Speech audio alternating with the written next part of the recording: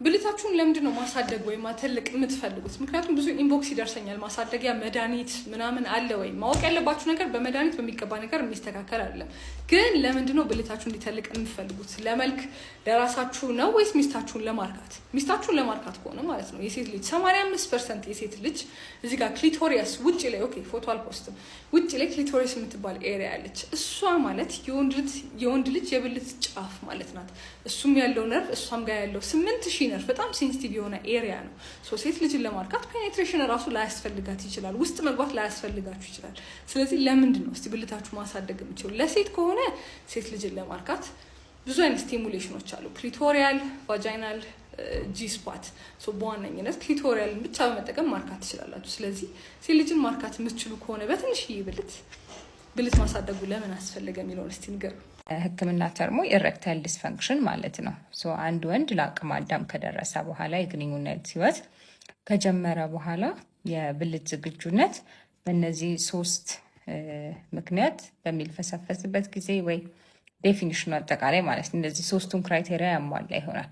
የመጀመሪያው ግንኙነት ለማድረግ በሚያስብበት ጊዜ ብልት ዝግጁ የማይሆን ከሆነ ማሰብ ብቻ ሳይሆን መነካካት፣ ሌላ ማነቃቂያ ስቲሙሌሽኖች በሚኖሩበት ጊዜ ብልት የማይነሳ ከሆነ ነው። ሁለተኛው ሊነሳ ይችላል፣ ነገር ግን በቂ ጥንካሬ በማይኖርበት ጊዜ ነው።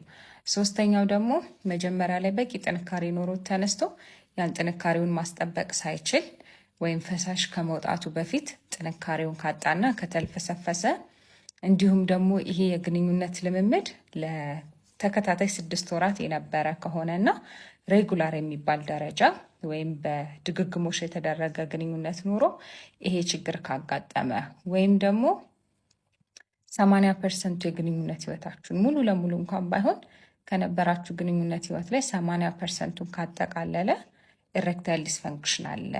ሴቶች ባሎቻችሁ ሊነግሯችሁ የፈሩት ነገሮች አሉ። ስለዚህ እኔ ይህንን ነገር እነግራችኋለሁ። በመጀመሪያ ለግንኙነት ፍላጎታቸው ከኛ በጣም ከፍ ያለ ነው። በሳምንት ከ3 እስከ 4 ድረስ ለግንኙነት ያላቸው ፍላጎት ከፍ ሊል ይችላል። እነሱ በራሳቸው የሚያመጡት ነገር ሳይሆን ቴስቶስትሮናቸው የሚያመጣው ነገር ነው። ብዙ ጊዜ ደግሞ ሴቶች የግንኙነት ፍላጎት ያን ያክል የለንም፣ በወር 1 ጊዜ 2 ከፍ ቢል። ስለዚህ እሱን ነገር በተቻለ መጠን አመጣጥኖ የግንኙነት ፍላጎታቸውን ማርካትና መንከባከብ ያለብን እኛ ነን ማለት ነው። ሁለተኛ፣ ጠዋት ላይ ብልታቸው ይቆማል። ግንኙነት ግዴታ ማድረግ አለብን ብሎ እየነገረሽ አይደለም።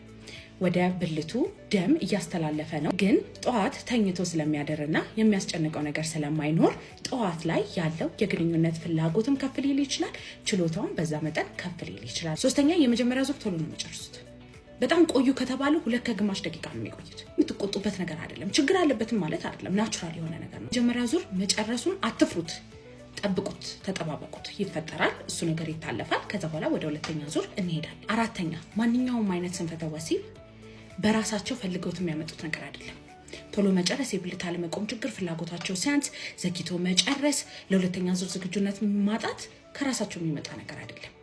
ስለዚህ ባልሽም የምትቆጭበት፣ የምታሸማቅቂበት፣ የምትናገሪበት ኦር አልፈልግህም ከዚህ በኋላ ብለሽ ትዳርሽን የምትበትኝበት አይነት ጊዜ አይደለም፣ ሁኔታም አይደለም። መታከም የሚችል ነገር ነው።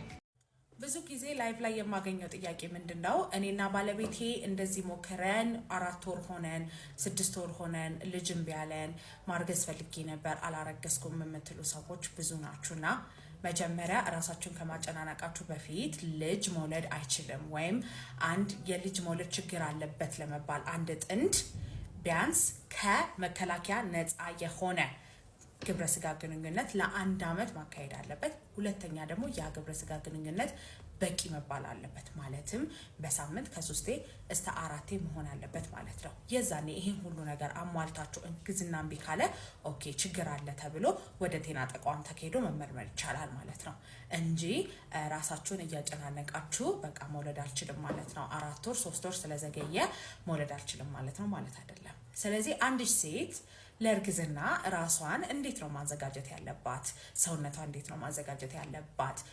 በጣም ቶሎ እርግዝና እንዲፈጠር ማድረግ የምትችላቸው ነገሮች ምንድናቸው ብለን እናወራለን። አንደኛ ማርገዝ የምትፈልግበትን ቀን ወይም ማርገዝ የምትፈልግበትን ወር በትክክል ማወቅ አለባት። ከዛ በኋላ ሰውነቷን ማዘጋጀት መጀመር ያለባት ከዛ ጊዜ ከ3 ወር በፊት ጀምራ ነው ማለት ነው።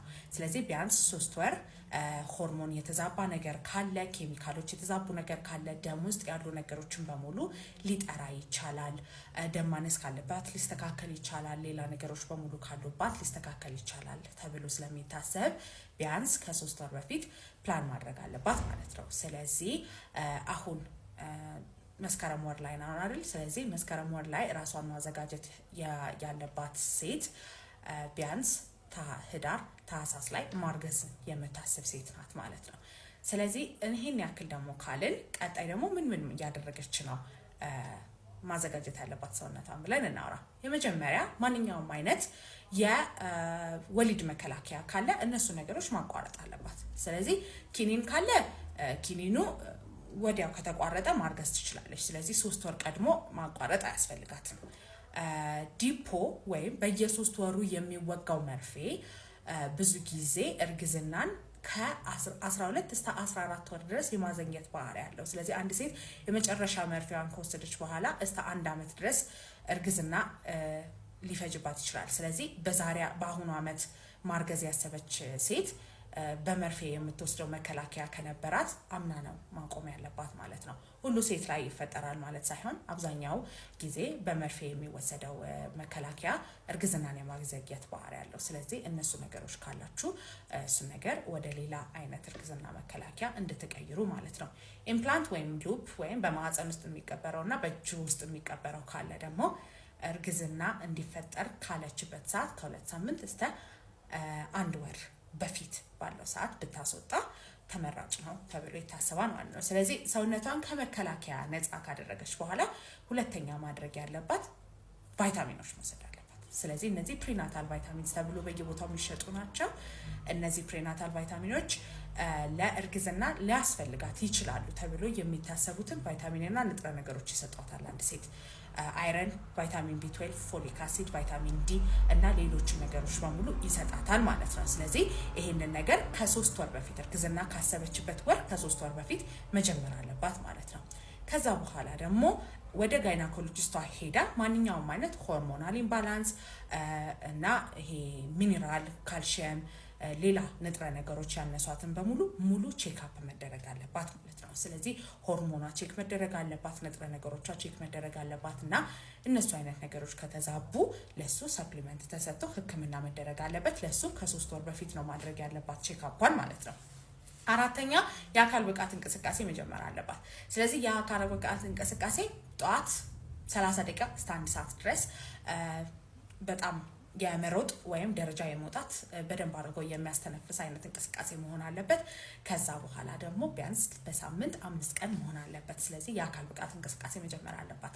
ስትረስ የሚባል ነገር አቮይድ ማድረግ አለባት፣ መጨናነቅ። ስለዚህ አላረገዝኩም ብላ ጭንቀቱ እራሱ እርግዝናን ፕሪቨንት ሊያደርግባት ይችላል። ስለዚህ እርግዝና አላረገዝኩም ምናምን ብሎ ወይም በሌላ በስራ በቤተሰብ በሌሎች ምክንያቶች ያሉበትን ጭንቀት በቶታሊ ማቋረጥ አለበት ወይም መቀነስ አለባት።